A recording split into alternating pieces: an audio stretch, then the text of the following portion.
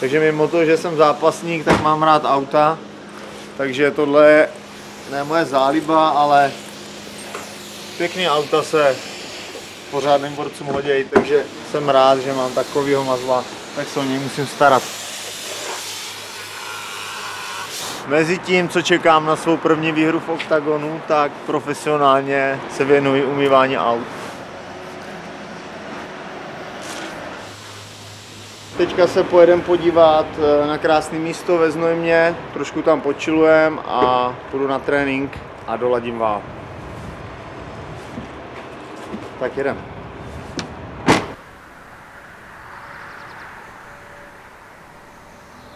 Also wohnhaft bin ich in Bopfingen, das ist in Baden-Württemberg, das liegt an der bayerischen Grenze. Zu Nördlingen habe ich 12 Kilometer in meinem Boxtraining zum Dimas Gym. Dann mein Hauptgym ist das Kongs Gym in Stuttgart und da fahre ich einfach 100 Kilometer ins Training. Und ja, ist halt so am Arsch der Welt, wo wir leben, aber ich will hier nicht weg, weil hier fühle ich mich zu Hause, fühle mich wohl und ich brauche die Natur und die Landschaft und ja, deswegen bin ich hier.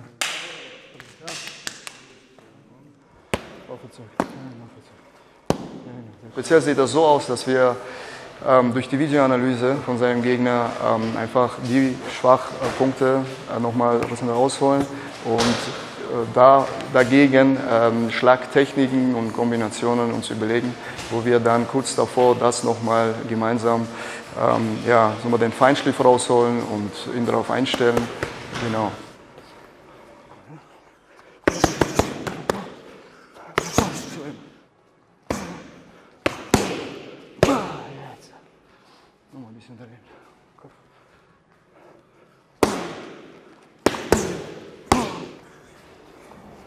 So, der Gegner ist, was ich zu ihm sagen kann, ist auf jeden Fall ein Komplettpaket und hat wirklich Durchhaltevermögen und kann sehr hart schlagen. Ja, einfach ein Kämpfer und wir unterschätzen wirklich keinen Gegner. Wir sind auf jeden Fall auch alarmiert und bereiten den Christian genau gegen so Typ vom Gegner, wie er ist, vor jetzt speziell und ja, wir werden sehen.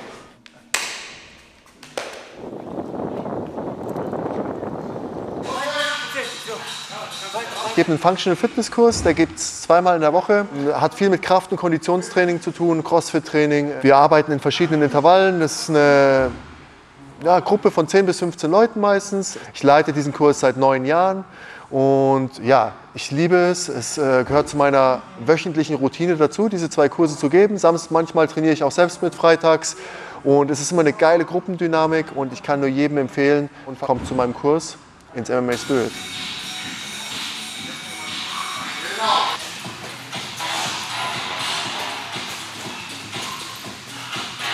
Ich bin sehr gut darauf vorbereitet. Wir machen keinen Unterschied in der Vorbereitung. Natürlich drillen wir bestimmte Situationen, die der Wahrscheinlichkeit nach zustande kommen können. Aber ich bin grundsätzlich ein Kämpfer, ich drücke mein Game meinem Gegner auf. Und ich bin Allrounder.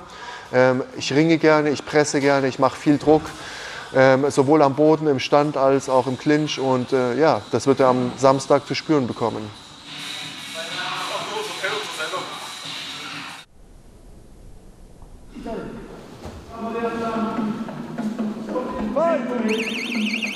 Teďka máme trénink pro začátečníky jako wrestling, takže to taková spíš sranda.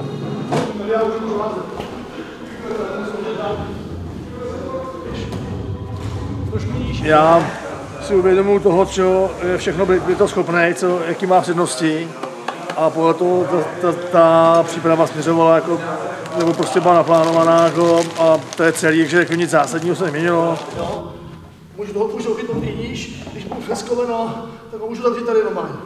Ale jak tam je tohle a odsud hodně. Měl jsem různý soupeře a rozhodně jsem spároval s mnohem těžšíma soupeřema než je Brito.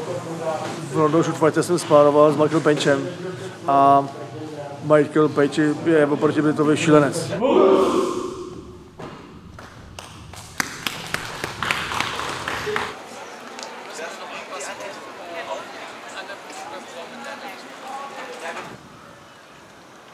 I will be at the fight, but I won't be with him the day before the fight, and or the simple reason for that is that I want him to stay in his war zone. I want him to stay sharp and hungry, and it's not the right time for girlfriend time, cuddles and dogs, and I actually have to take care of our 3 dogs, so no.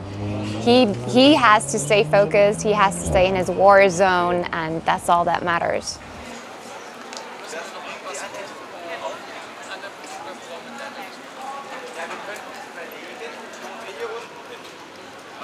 A fight is always a fight, but nevertheless, I know Stefan, I know his strength, and he knows his strength, and I know that he is freaking dangerous, and yeah, it'll be very exciting, that's for sure.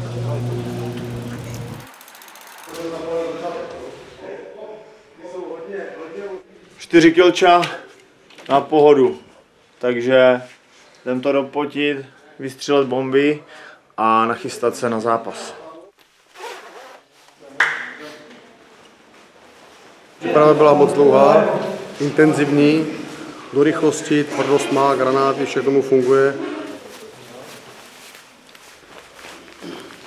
Zápas byl hodně těžký, kluk je šikovnej soupeř, našlapaný, myslím si, že taky přípravu nepodcenil. Toho Ladě si načte, takže bude vědět, po čem Ladě půjde. Ladě to trošku změnil teďka, takže snad ho načapáme my a bude to pro nás dobré. No.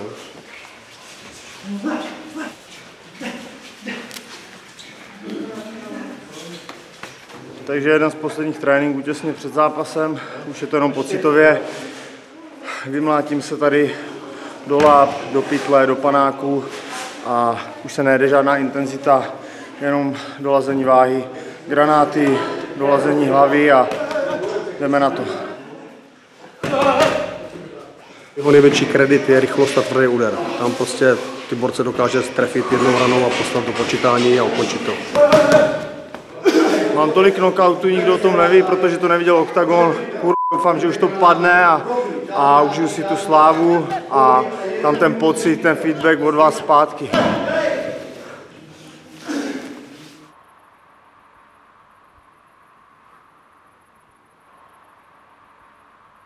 Die Kelten, die haben hier früher gelebt, bei uns hier auf dem Berg, auf den Ipf.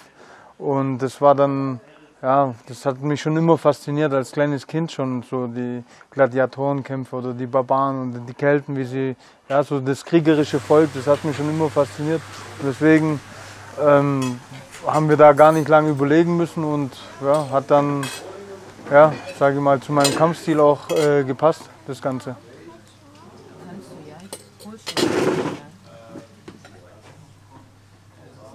So eine Woche vor dem Kampf ist halt der Weightcut-Ernährung angesagt. Salz weglassen, viel trinken die ersten 3 Tage. Dann geht man runter auf ca. 4 Liter.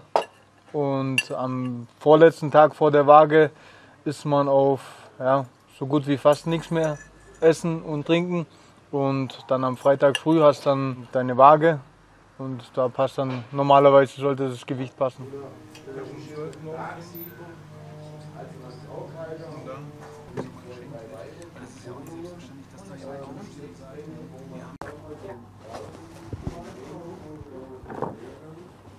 Für mich ist es ganz wichtig, wenn ich dem sehe, dass dem nichts fehlt, dass er nach Hause gekommen gesund ist. Ob der verloren hat oder gewonnen hat, wenn ich dem sehe, dass er voll von mir steht, dann ist für mich wichtigste alles im Leben. Schmeckt euch alle? Mhm. Gut. Wir lieber reinbeißen.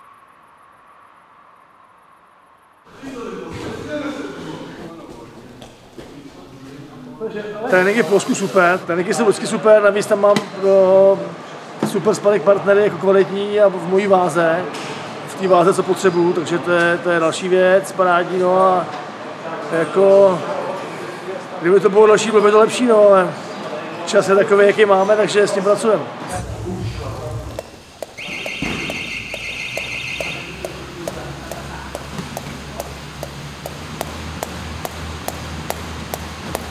Minuta kolo, minuta švihadlo, minuta žebřík a minuta jiný pohyb, nedáme to dokola. A teďka protáhneme se, máme pár týdnů nějakých, ale já jsem to zapomněl zubama. Takže v klidu, jo, pár týdnů si dáme a pak nám to rychlost zapytat.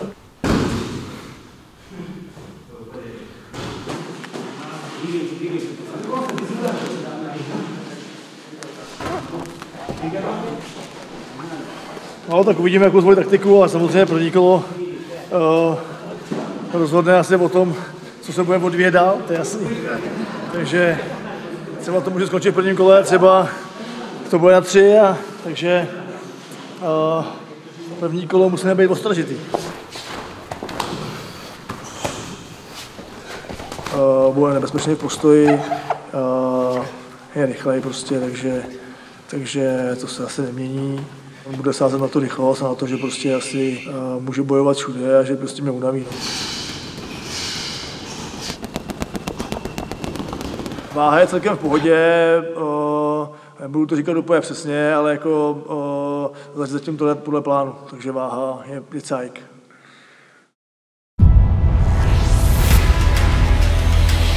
Oktagon 28 nás už 25.9. poprvé zavede do pražského O2 Univerza. Bitva o titul prvního šampiona polotěžké váhy oktagonu světového formátu.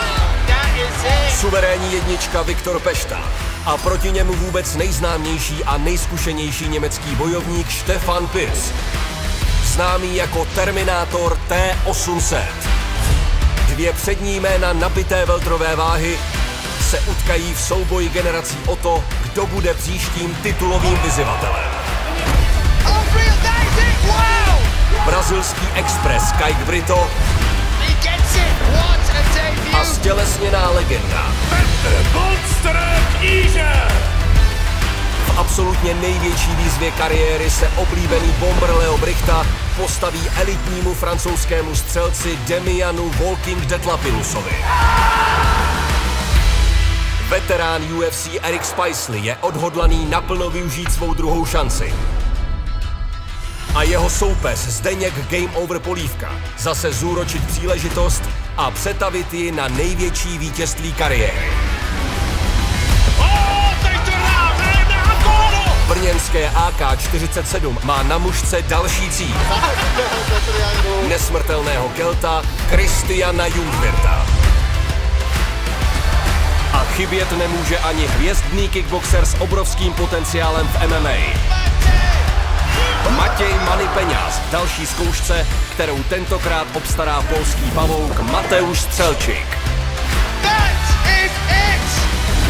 Oktagon 28.